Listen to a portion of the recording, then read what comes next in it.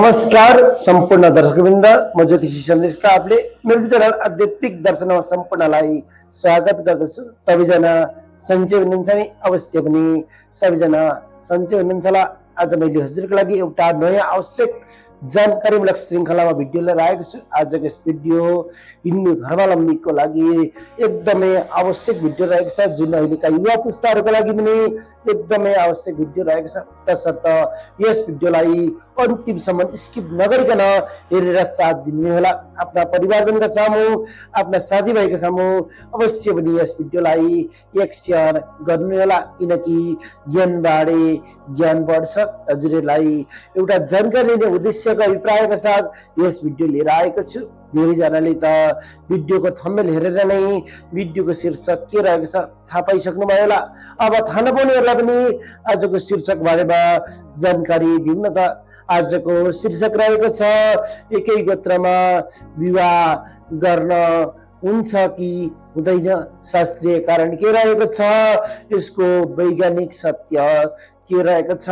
आजको श्रृङ्खलामा यस कुरा बताउने भएकाले सम्पूर्णले यस श्रृङ्खला हेरेर साथ दिनुहुने होला। हिन्दू धर्मले एउटै गोत्रमा विवाह गर्न निषेध गरिएको छ, तर यसको वास्तविक कारण के हो? के यो परम्परा मात्र हो? किन यसका पछाडि गहिरो शास्त्रीय तथा वैज्ञानिक आधार पनि छन्? आज हामी यस विषयको सत्य तथ्यको बारेमा खुलासा गर्नेछौँ। सर्वप्रथम गोत्र के हो त्यो कुरा जानौँ न त। हिन्दू धर्मावलम्बीहरूका अनुसार, यानि कि हिन्दू संस्कृतिका अनुसार वंश वा कुलको पहिचान गराउने पश्चिम ऋषि मूलको परम्परा हो, जसले एकै पुर्खा वा एकै ऋषिका सन्तान भन्ने जनाउँदछ।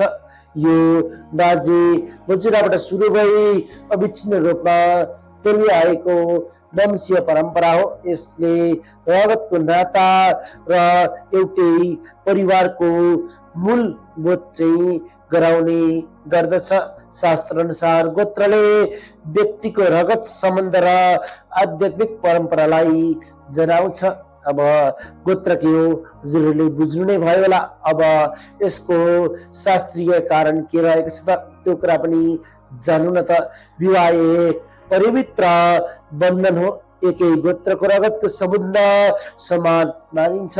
समान पुर्खाको सन्तान भएकाले उक्त व्यक्तिहरूलाई दाजुभाइ दिदीबहिनी जस्तो सम्बन्ध मानिन्छ। त्यसैले धर्मशास्त्रले सगोत्रीय यानि कि एउटै गोत्रमा विवाह निषेध गरेको छ।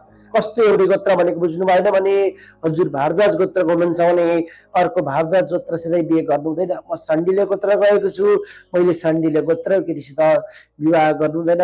यसलाई सगोत्रीय भनिन्छ। कुरा बुझ्नु भयो होला नि। वैज्ञानिक कारण के रहेको छ त यो पनि जानु न त। आधुनिक विज्ञानले के भन्छ? यदि नजिकको रक्त सम्बन्ध भएका व्यक्तिहरूबीच विवाह भयो भने वंशानुगत रूपमा समस्या आउँछ। वंशानुगत भनेको हजुरको सन्तानमा समस्या आउँछ। सन्तानमा रोगको सम्भावना बढ्न सक्छ। यसले प्राचीन शास्त्रले समाज र सन्तानको सुरक्षा गर्नका लागि यो नियम बनाएको मानिन्छ। प्राचीन शास्त्रले त्यसै त यो नियम बनाएको होइन नि। त्यसले गर्दाखेरि सन्तानमा रोगको सम्भावना हुन्छ, वंशानुगत रूपमा समस्या आउन सक्छ। उक्त कारणको रिजनले गर्दाखेरि यो प्राचीन शास्त्रले यो नियम बनाएको कुरा बुझ्दै हुनुहुन्छ होला नि। विवाह एकै गोत्रमा गर्नु हुँदैन। मैले हजुरलाई अघिदेखि बताएँ, अहिलेका जिन्जी पुस्ता यानि कि अहिलेका जुन व्यक्तिहरूले भन्नुहुन्छ के हुन्छ त एउटै गोत्रमा विवाह गर्दा, मैले अघि कुराहरूलाई बताएँ। अब सामाजिक पक्ष के रहेको छ त एकै गोत्रमा विवाह गर्नु हुँदैन भन्ने। अब यस कुरालाई पनि जान्नु न त। सामाजिक कुरामा एकै गोत्रमा विवाह गर्दा वंश प्रणाली गडबड हुने सम्भावना हुन्छ। सामाजिक संरचना प्रभावित हुन सक्ने सम्भावना हुन्छ। परम्परागत मूल्य कमजोर हुन सक्ने सम्भावना हुन्छ। हजुरलाई अहिले मैले धेरै कुराहरू बताएँ, जसबाट के निष्कर्ष प्राप्त सक्छौँ त हामी भन्दाखेरि एकै गोत्रमा विवाह गर्न निषेध हुँदो रहेछ। के रहेछ त कारण भन्दा समान पूर्वज यानि कि समान पुर्खाको सन्तान भएको कारणले गर्दाखेरि धार्मिक अनुशासन हामीले कायम गर्नुपर्छ, जसको कारणले गर्दाखेरि सामाजिक संरचना रक्षा गर्नका लागि, वंश सुरक्षाका लागि। त्यसैले यो केवल अन्धविश्वास छैन, बरु परम्परा, धर्म र विज्ञानको संयोजन हो। कुरा बुझ्दै हुनुहुन्छ नि? हजुरलाई के विचार लाग्छ त यस विषयमा? यो नियम आजको समयमा पनि आवश्यक छ त? कमेन्टमा आफ्नो धारणा लेख्नु होला। यस्तै धारणा, जानकारी, ज्योतिष सम्बन्धी र विभिन्न किसिमका आवश्यक जानकारीवाला कुरा हेर्न चाहनुहुन्छ भने अवश्य पनि मेरो च्यानल आध्यात्मिक दर्शनलाई सब्सक्राइब गर्न चाहिँ नभुल्नुहोला। ज्ञान वार्ता बढ्छ, जस कारणले गर्दा यस भिडियोलाई आफ्नो परिवारजन, आफ्ना साथीभाइका साथ अवश्य पनि सेयर गर्नु नै होला। र हजुरलाई के कस्तो शीर्षकमा भिडियो हेर्न मन लागेको छ अवश्य पनि प्रतिक्रिया कमेन्ट बक्समा लेखेर बताउनु नै होला। हजुरले कमेन्ट गर्नुभएको, हजुरले प्रतिक्रिया दिनुभएको भिडियोमा अवश्य पनि म भिडियो बनाउने छु। यति भन्दै आजको यस सानो श्रृङ्खलाबाट हजुरहरूको सहयात्री कार्यक्रम सुधा ज्योतिषी सन्देश काबुली बिदा माग्दछु। जय राधे, जय श्री कृष्ण, हवस्त, धन्यवाद।